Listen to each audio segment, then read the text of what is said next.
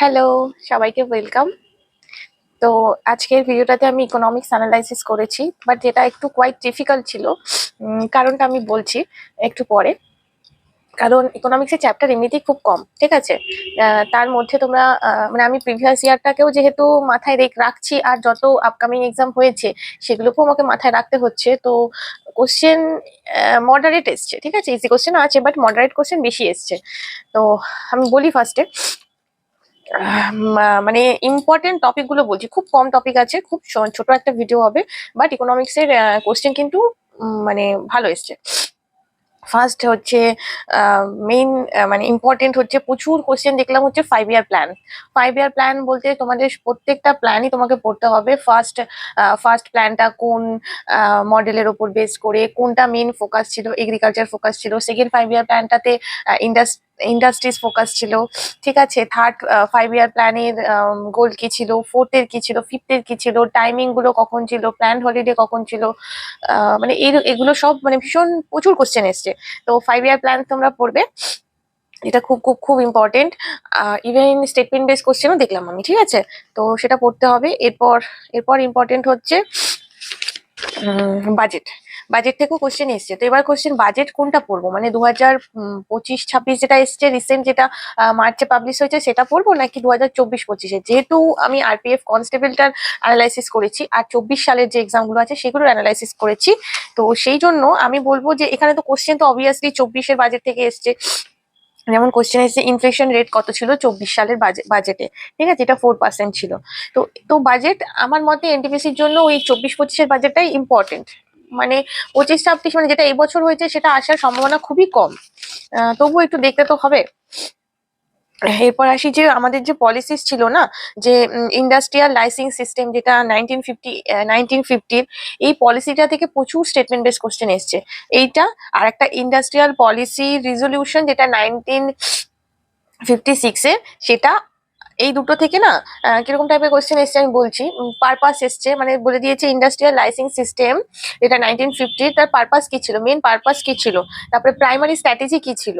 তো এই কোশ্চেন, মানে এই দুটো টপিক থেকে কিন্তু মানে খুব ইনডেপথে পড়তে হবে। খুব ইজি ইজি কোশ্চেন এসছে, স্টেটমেন্ট বেস এসছে, কিন্তু এই দুটো টপিক না জানা থাকলে কিন্তু হবে না। মেন ফোকাস কি ছিল, কি হয়েছিল, পারপাস কি ছিল, অবজেক্টিভ কি হয়েছিল, প্রাইমারি স্ট্র্যাটেজি, এরকম টাইপের কোশ্চেন এসছে, আর সবগুলো স্টেটমেন্ট বেসে এসছে। আর একটা দেখলাম প্রচুর কোশ্চেন এসেছে 1991-এ, যে আমাদের এলপিজি রিফর্মস হয়েছিল না, লিবারালাইজেশন, প্রাইভেটাইজেশন, গ্লোবালাইজেশন। তো সেই পলিসিটা থেকেও প্রচুর কোশ্চেন এসছে। সেই টাইমে আমাদের ফিনান্স মিনিস্টার কোন ছিল, মানে কে ছিল, কোন ছিল না, সরি, কে ছিল। তো এরকম টাইপের কোশ্চেন কিন্তু এসছে। তো এই তিনটে জায়গা তোমাদেরকে খুব ভালো করে পড়তে হবে। এনটিপিসি তো এই তিনটে থেকে স্টেটমেন্ট বেস কোশ্চেন আসতে পারে। তবে আমি যেটা দেখলাম আগের বার এনটিপিসি তে ইকোনমিক্স থেকে কিন্তু খুব কম কোশ্চেন এসছে, মানে খুবই কম। হ্যাঁ, স্টেজ 1-এ কম এসছে, বাট স্টেজ 2-তে কিন্তু প্রচুর কোশ্চেন এসছে ইকোনমিক্স থেকে।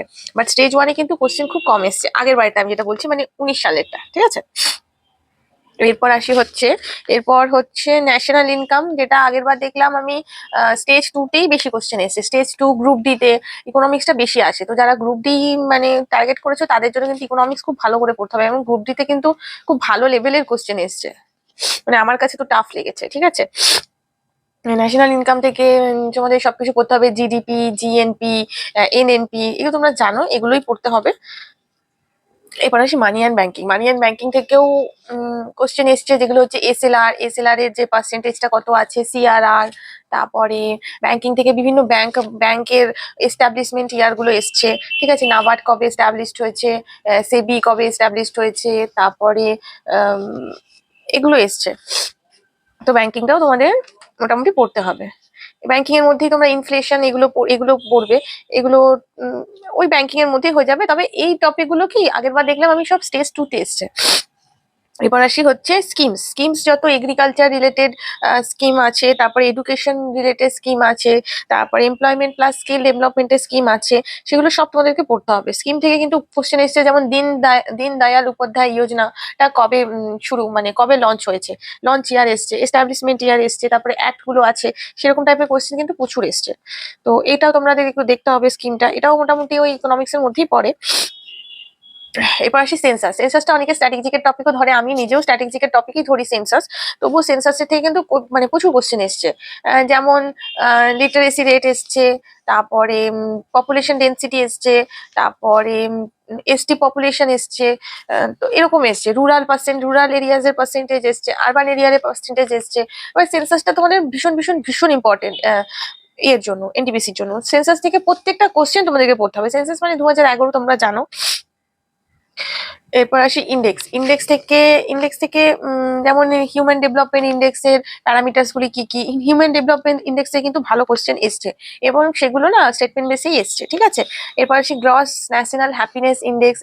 এটা থেকেও যেমন কোশ্চেন এসছে হচ্ছে ফার্স্ট অ্যাডপ্ট কোন কান্ট্রি করেছে। ফার্স্ট অ্যাডপ্ট এই গ্রস ন্যাশনাল হ্যাপিনেস ইন্ডেক্সটা ফার্স্ট অ্যাডপ্ট কোন কান্ট্রি করেছে, এটা হচ্ছে ভুটান হবে আনসার। তো এইরকম টাইপ কোশ্চেন কিন্তু ইন্ডেক্স থেকে এসছে। তো ইন্ডেক্সটা তোমাদেরকে ভালো করে পড়তে হবে। এবার ওই লঞ্চ ইয়ার যেগুলো আমি বলছিলাম, যেমন development of women and child rural areas প্রোগ্রামটা এসছে, এটা কোন ইয়ার এস্টাবলিশ করা হয়েছিল, যেটা হচ্ছে 1982-তে। তারপর ন্যাশনাল গ্রিন ট্রিবিউনাল কোন ইয়ারে এস্টাবলিশড হয়েছিল, যেটা 2010-এ। তারপর thinkers introduce human development index for the first time 1990-তে। কে করেছিল, মানে এটা কে করেছিল? তো মাহবুব উল হক, হ্যাঁ উনি করেছিল, অ্যান্সার এটা হবে।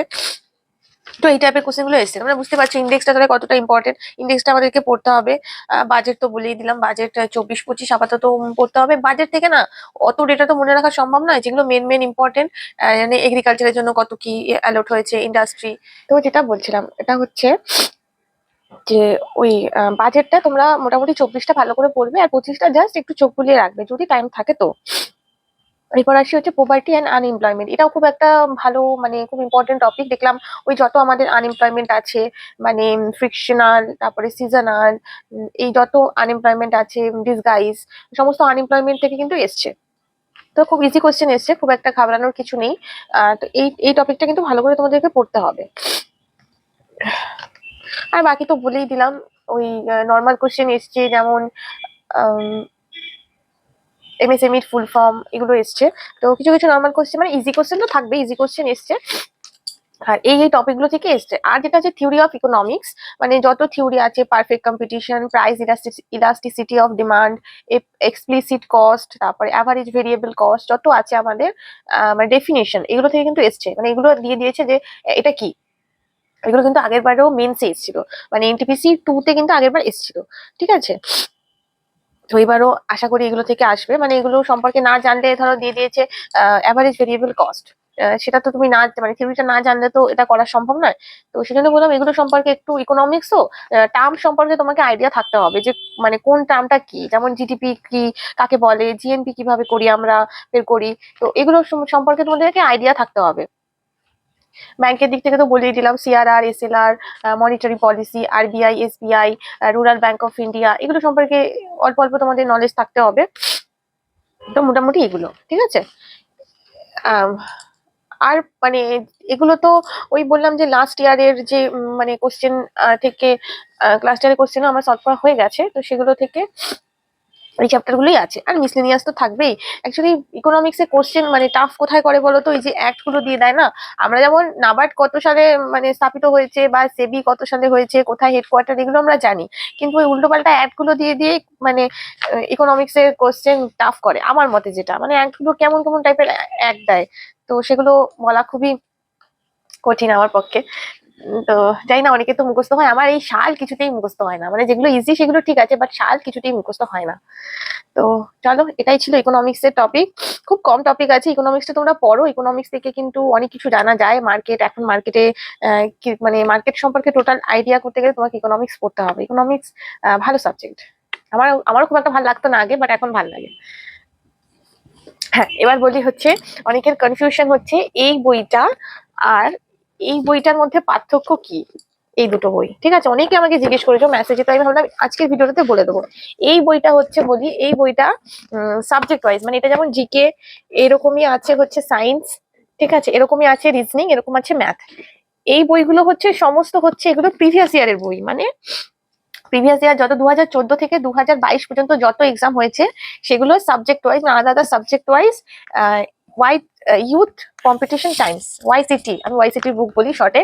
এই পাবলিকেশনের বই হচ্ছে এইগুলো, এগুলোতে পুরো টোটাল প্রিভিয়াস ইয়ার আছে। আর এই যে বইটা আমি বলি না, এটা ভলিউম 1, 2, 3, 4, এটাই হচ্ছে শুধু এনটিপিসি আছে। এনটিপিসি যেটা আগের বছর হয়েছিল সেটা আছে 125টা সেট, মানে আগের বছর এনটিপিসিটা 2019 সালে হয়েছিল, সেটা টোটাল কোশ্চেন এটা আছে। এই বইটার কিন্তু 4টে ভলিউম আছে, এটা একটা, এটা একটা, এটা একটা, এটা একটা, ঠিক আছে, 4টে ভলিউম আছে এই বইটার। তো এটাতে 4টে ভলিউম কেন, অনেকে ভাবে যে 4টে ভলিউমে কি আছে। 4টে ভলিউমে এই কারণে, এক একটা ভলিউমে না 30টা করে সেট আছে, মানে এই যে বইটার এটা, তো 30টা করে সেট আছে, 30টা সেট পুরো একদম এক্সামে যেরকম সেট এসেছিল সেরকম সেট আছে, সে উইথ সলিউশন আছে। তো সেই জন্যই 4টে করে, একটা বইতে তো 125টা সেট দেওয়া সম্ভব নয়, সেই জন্য 4টে ভলিউম করেছে।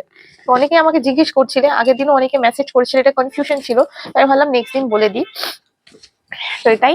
আর নেক্সট ভিডিও তো আমি স্ট্যাটিক জিকে করবো, স্ট্যাটিক জিকে সায়েন্স সব সাবজেক্টই করবো। স্ট্যাটিক জিকে দেখলাম একদমই আসেনি, মানে আরপিএফ কনস্টেবলে স্ট্যাটিক জিকে নাম মাত্র এসছে, বাট আমাদের এনটিপিসিতে কিন্তু আসবে, 8টা কোশ্চেন তো মিনিমাম আসবে, 6টা 8টা এরকম কোশ্চেন থাকবে পার শিফটে। তো স্ট্যাটিক জিকে আমাদের পড়তে হবে।